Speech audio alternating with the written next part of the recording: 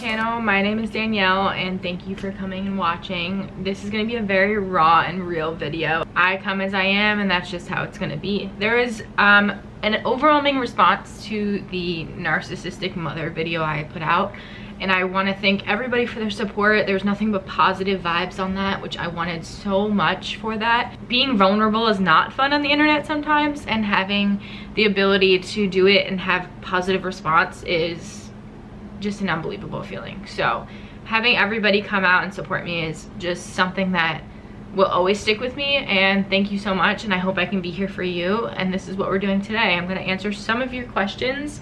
There were a couple topics on the comments of my video that I really want to touch base on today. They're kind of difficult, like open-ended questions. You'd think that they would be easy to answer, but they're very situational.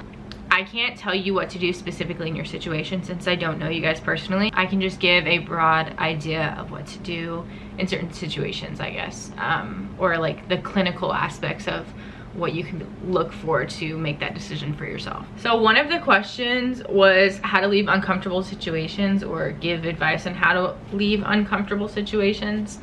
Uncomfortable situations are very situational, and it really depends on if you have somebody to go to lean on, and financially if you're in a situation where you can leave. If you're not, certain states have funds or programs that you can go to for low income or housing options. I would check those out, like go to your governmental website and see if you can apply for something like that. If you're of age, if you're underage, it's really difficult to do anything unless you want to go to a different family member and ask for help, or go to a friend and ask for help, or a teacher. That might be a situation for you having to be taken out and placed in a different home, a different family.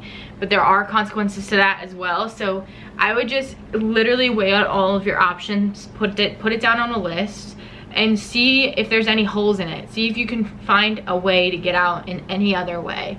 And if not, I would try to develop some coping mechanisms so that you can sit with yourself in that house and still be sane. Because unfortunately with people like this, their goal is to kind of hurt you and break you. And once you realize that, you take power away from them. Once you realize what they're doing and you're open to it, it doesn't hurt as bad and it doesn't make you as angry. And that flip in your head, that switch that you turn off, the like I don't give a fuck switch anymore, it bothers them, and they're gonna try to amp up their anger and their tricks and all of that manipulation. They're gonna amp it up, and then if you don't react to it, I promise you, you will find this weird peace, and you're able to kind of cope with that issue and that environment until you can find a way out. That's way easier said than done. If you can get to a therapist too, that's way easier. Maybe a school counselor or a school therapist would help a lot. If you're above age and you have like a working, job and stuff, you can go get another counselor, go get something that you can talk to and really unload the bullshit that you're dealing with at home on somebody that is clinically certified for, so that she can help you or he can help you through it, so that it doesn't overload on you. Honestly, coping is like the biggest situation that you have to go through. Also, don't take all the responsibility. Like, these people or these types of people try to make you feel like everything is your fault and you're like a shitty ass person. That's not true at all. Do not take responsibility for that. And it kind of takes, again, the control away from it. I'm not something special, and I didn't find the chemical formula to like get out of these situations. It just happened for me, and I feel like the universe kind of led me to a point where like I learned how to not let those people bother me, and I learned how to cope with being in an uncomfortable situation for so long that I now can move on, and I've learned enough from this situation. I feel really sad for this person that they have to feel this way or act this way. It could be a man too. I feel really bad for him. He has to feel this way and act this way towards other people. How can I learn something from this to take this into a positive light? I guess that's my my advice, my brain dump for how to leave uncomfortable situations. The next question or statement that you guys wanted me to talk about in this sit down video was how you can tell your mother is a narcissist, or how you can tell somebody is a narcissist around you. There's so many different versions of narcissistic behavior. How to tell if somebody's a narcissist: if they always talk about themselves, they're always worried about themselves, they're manipulating you in a lot of situations that you are uncomfortable with and don't want to be involved in, and they make you feel so little and broken that you can't even tell who you are anymore. I would say that's a very toxic situation, and they're the only ones benefiting from it. So I would really evaluate how you feel and how they're loving you. I was always told that you can tell a narcissist by how they treat you on your birthday, and it's so fucking true. It is so true. Somebody else said that on TikTok the other day, and I was like, whoa, somebody else knows this, because my therapist would say this a lot. And it is true. It is so true. There's a lot of love bombing. There's also a lot of manipulation and like forgetfulness.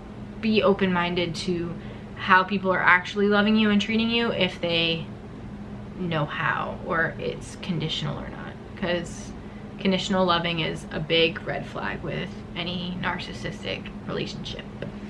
And I would say, growing up, my mom was specifically arrogant about a lot of things, and especially about how she raised us and how amazing of a mom she was, and how much hard work she put in being a single mom, and negated to tell or talk about any of the bad things she ever did.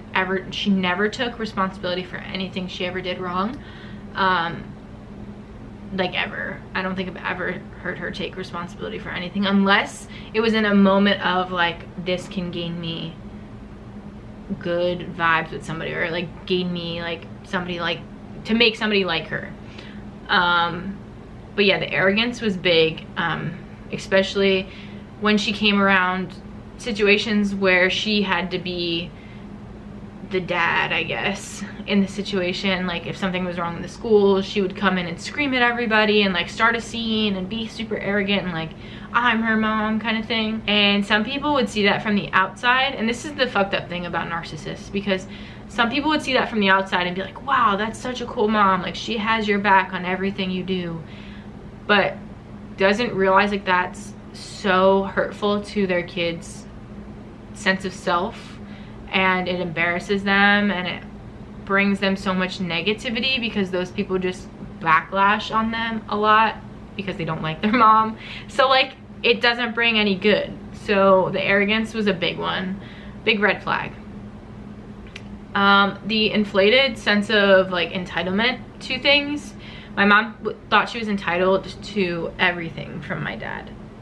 Even though she kind of pushed my dad out of the picture. And my dad didn't fight to be in the picture, to be honest with you. He's not the greatest person either. And he knows that. Like, I don't know, she just was entitled to everything. Felt like she needed to be handed time out of work, needed to be handed extra money, or needed to be given the amazing job, but couldn't hold a job and couldn't show up on time for a job, and like just entitled to everything. And that was another red flag of mine, and something that really turned me off, because I didn't like how she treated people outside of home, like just random strangers. I don't like being associated with somebody like that, so that was huge for me. Especially in the later years of me living with her, I would always have to like say sorry in front of her and say sorry to the people, and she would like basically play victim after that and say that I embarrassed her, or she wasn't being mean, or whatever the case may be, even though she was being an awful person. And of course the person's not going to be like, yeah, you're being a dick. Like, but it just got exhausting, and it was a big red flag. My mom would play really big into like making things seem better than they were, and I would say borderline fantasies. Like, she would talk a lot about her glory days, or how good she was at something or how amazing she did at something, and it just didn't match her mannerisms now in the present moment. And she would try to make herself seem like such an amazing person through all these feats and try to relate to whatever was going on in the moment, and it just never matched. And for a while when I was little, I would be like, wow, my mom is so cool, like she got me for sure when I was little. And for a long time I had her back. Like I was so angry when people used to talk shit about her, like I don't know, just make her seem like a bad person and all of this stuff. And it was frustrating to me because I was kind of clouded in that she definitely manipulated me for a long time. And then it wasn't until I got into my later years and went over people's houses and saw how different families worked and realized how different mine was, and how I didn't feel safe with my mom. I didn't trust her, and I wasn't able to bring up certain things in like life. We didn't get parented really. It was weird. The things that we did, my sister and I kind of parented ourselves. We just kind of got yelled at a lot, and that's not parenting in my opinion. When actual big things like puberty or like any big conversations happened, they didn't.